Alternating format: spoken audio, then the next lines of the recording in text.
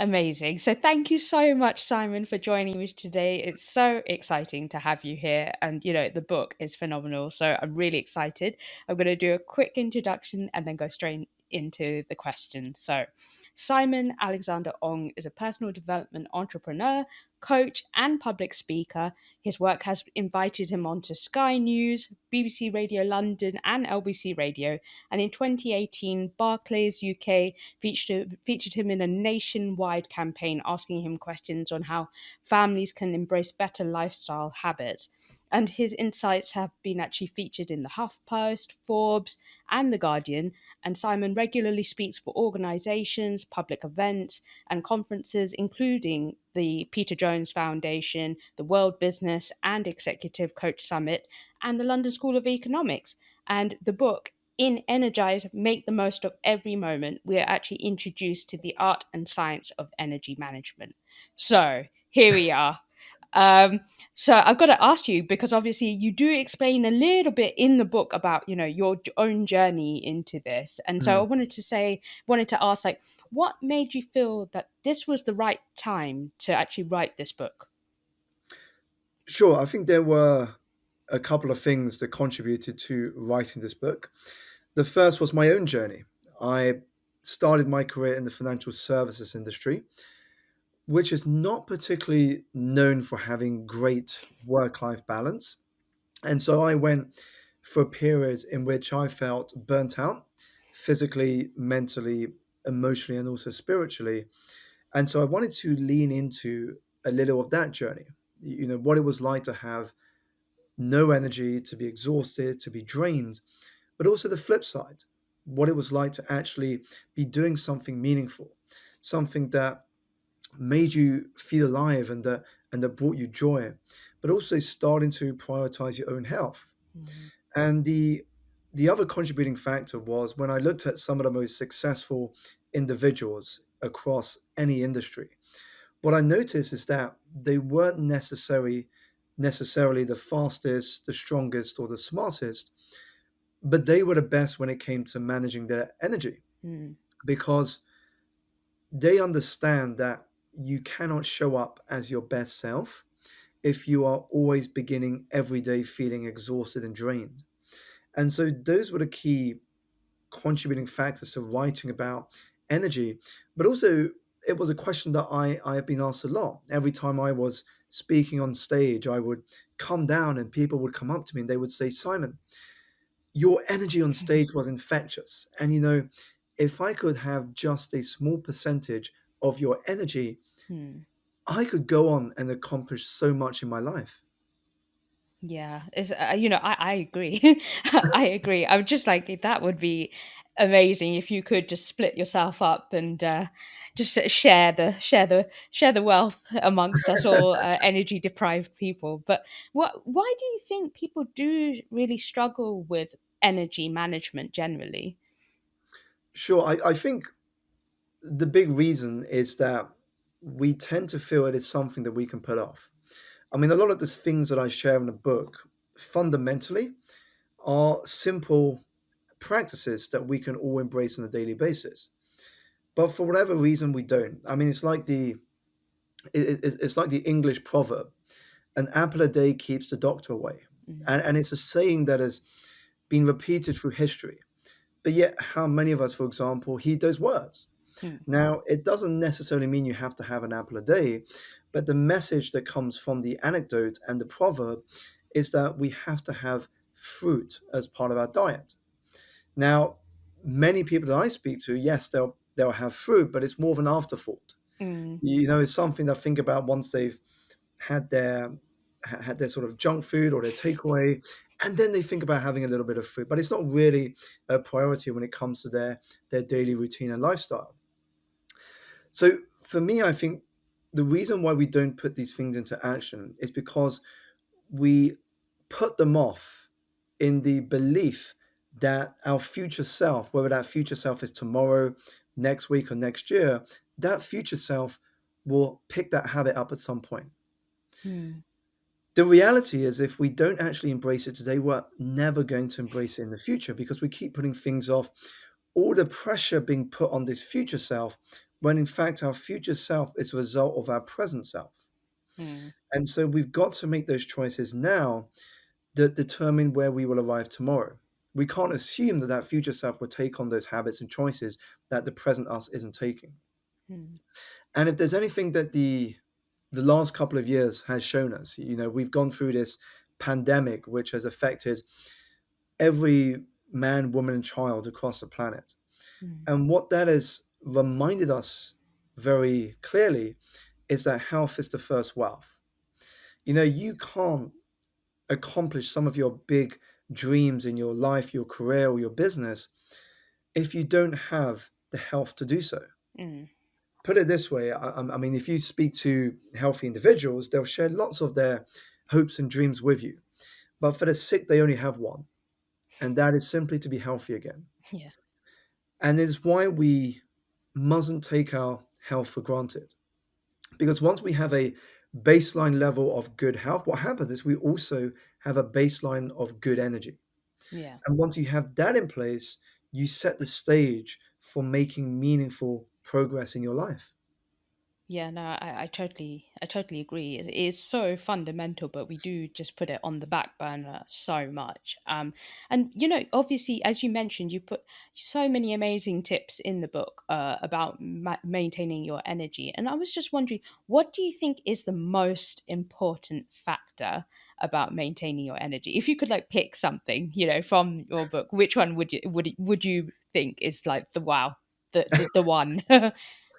I'm going to be a bit of a rebel here, and I'm going to pick three. Go Uh, for it. and the three that come to my mind is the first one is movement. When I'm often asked what has been one of the non-negotiable habits that you have embraced that has helped you arrive at where you are today, for me it is movement. It is my non-negotiable. Every single day, I make it a priority to move my body. Now, it doesn't have to be in the gym. It can also be swimming, cycling, walking, rowing. I mean, you can choose whatever activity resonates with you. But the key is you have to be moving your body, because what I found is that you may not always want to work out, but after every workout you do, I don't know anybody who has regretted it. Mm, Because what happens is you feel a level of energy you simply don't get when you don't move your body. mm, The second is gratitude. Now, when we think about energy, the moment you really tap into the feeling of gratitude, not only do you open the pathway to abundance, but it elevates your mood because it shows you that you have much more resources at your disposal than you give yourself credit for. mm, And the third thing for me is aligning your actions with who you truly are. Now, mm, when you do that, you create the opportunity to experience energetic flow.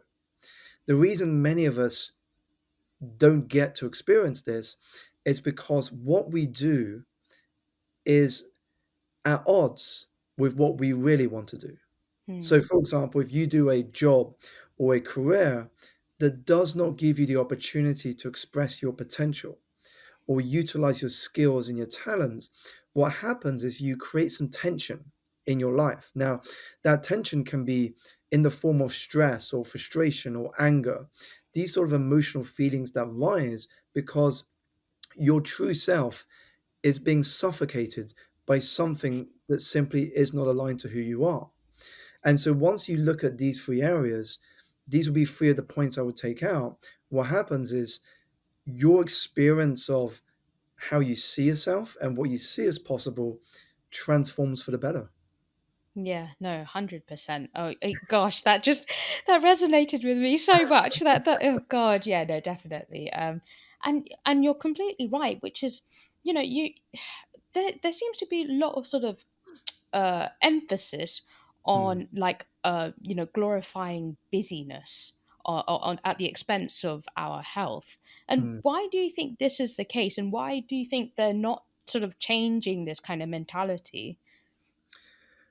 I think it's slowly changing, but I agree with you. I think we are still in a place in which we equate busyness to productivity, Hmm. and the reality couldn't be further from that concept or ideology, because we have grown up, and this is probably something that's been passed down from generation to generation, that the more busy you look and the longer the hours you work, the more productive you are.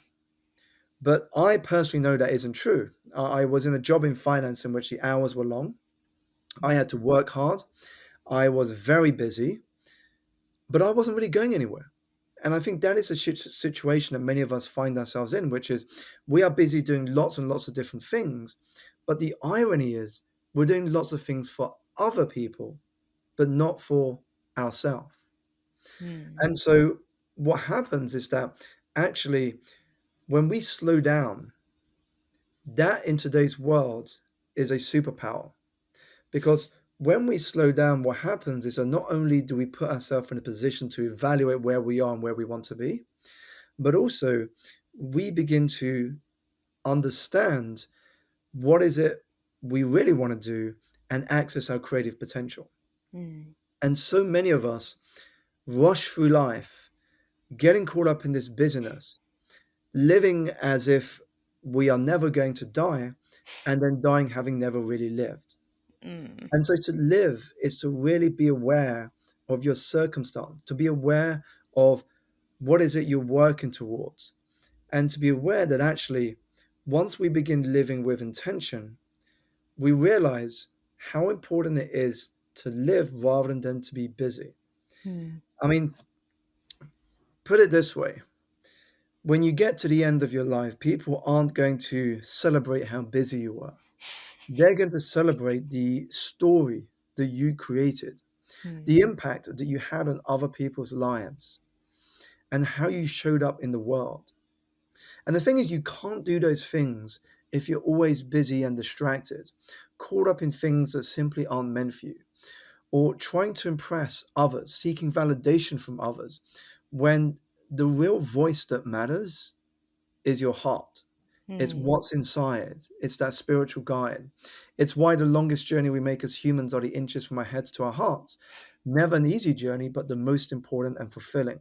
Mm. And if we're too busy to listen, to follow those curiosities, then it is something we will come to regret as we get older. Yeah, definitely. Because do you know what? Mm. You're completely right in terms of that gap exactly between your head and your heart, isn't it? It's there's like a disconnect, isn't it? And so, would you say there's such thing as a missed opportunity then? Definitely. I mean, we are slowly understanding. I think that the COVID pandemic forced us to reevaluate how we work. Hmm. Because before the pandemic, companies used to think, well, I can't give my employees flexible working. Hmm. We can't afford for them to work from home more than a couple of days a month. And suddenly, we've seen the world shift to a world in which everybody is now used to working from home. And people are now questioning, do we need a physical office every day of the week? Do we have to Mm. show up in the office every day of the week? Now, these were questions that we never really challenged ourselves to think about before the pandemic. No. But now we have been forced to think about it.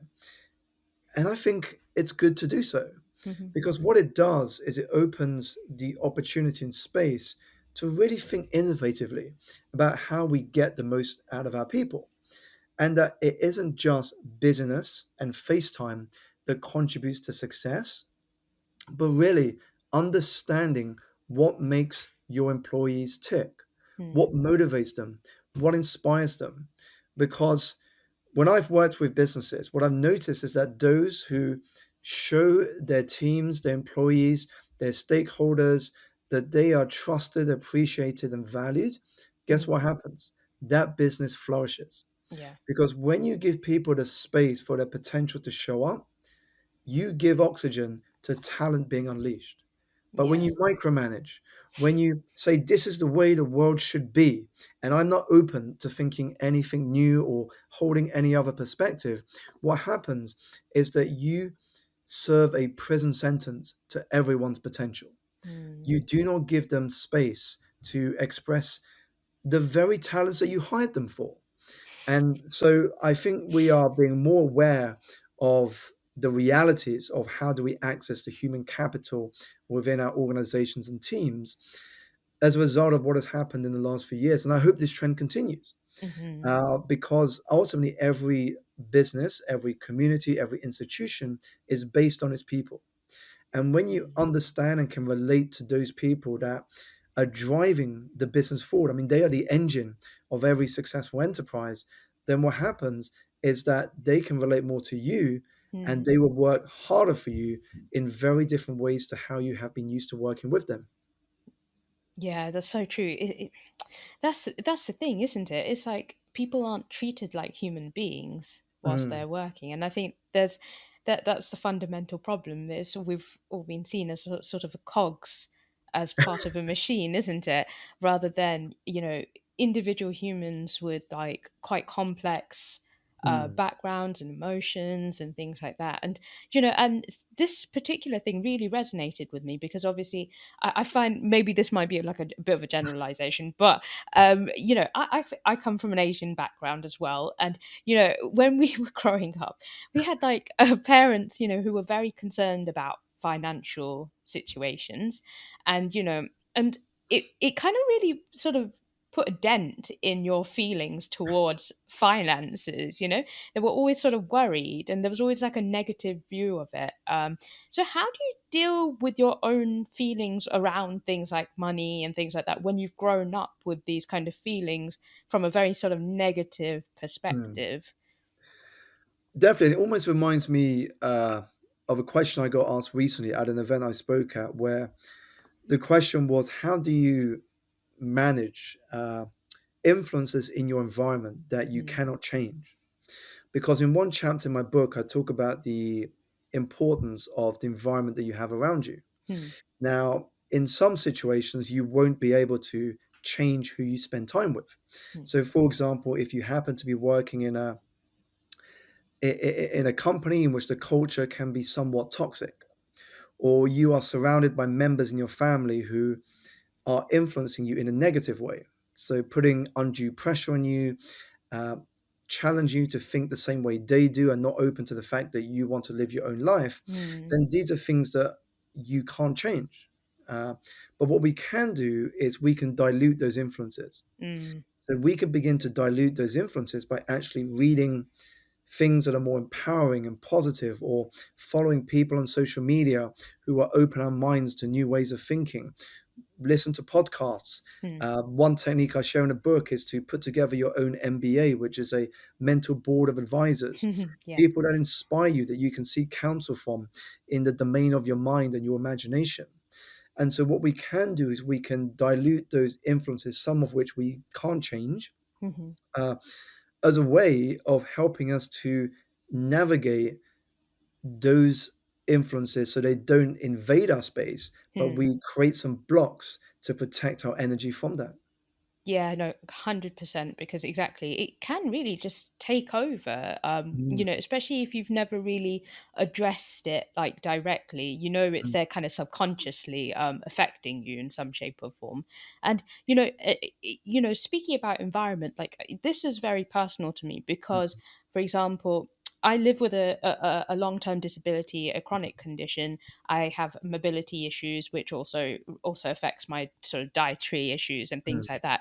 So, how do you maintain your energy when you've got like constant fatigue, constant like not being able to actually exercise properly, then also having a massive dietary restrictions on top of that? It's really hard.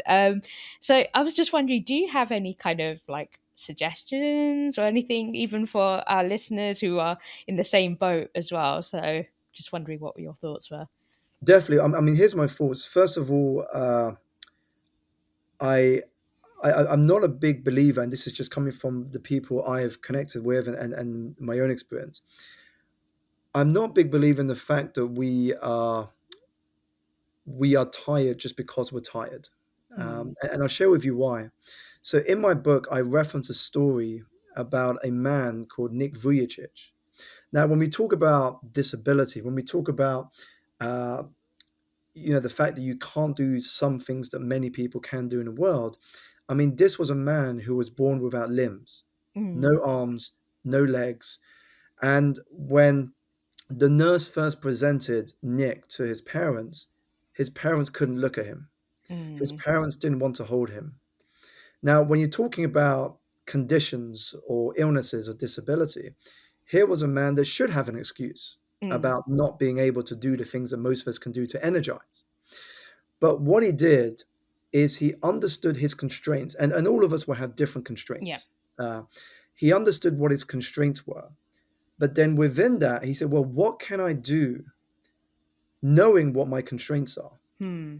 And so what he did, he said, well, what I have, despite the fact I have these physical disabilities and constraints, is I still have the power of my voice. Mm. I can still use that as a way to tell my story. Yeah. I can use it as a way to share my hardships, my challenges, the fact that I've gone through so much at an early part of my life that has shaped me into who I am today. And that's what he went on to do. He ended up becoming a speaker. He's wrote multiple books. He's now started a family. He has multiple children. Hmm.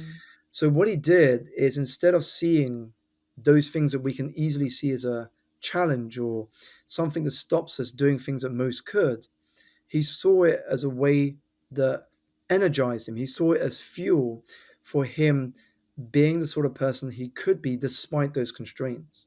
Yeah. And another great example is a friend I met a number of years ago.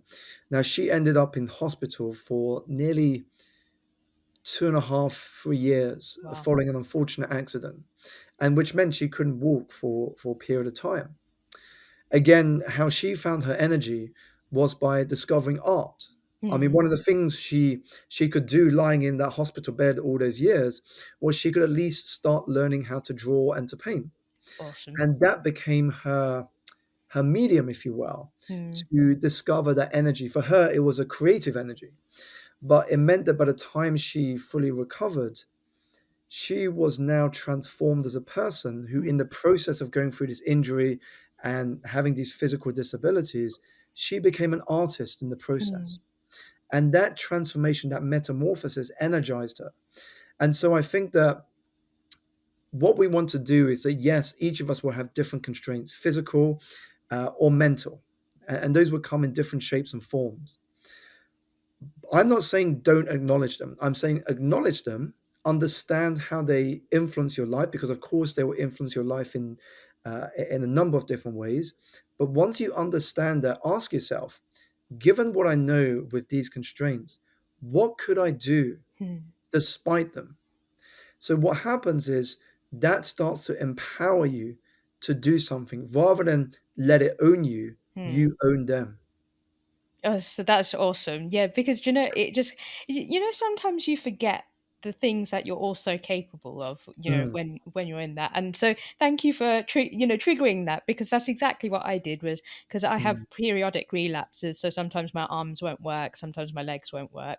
And mm, for about 6 months I couldn't really move very much. So just in the last like year. So I was doing podcasting because I could do it from bed. It was just like, that's one thing I can do. I've got control over that. So yeah, definitely the fact that I could use my voice still, I was like, mm. that was definitely something I could continue to do. So yes, that's true. Sometimes you forget, doesn't it?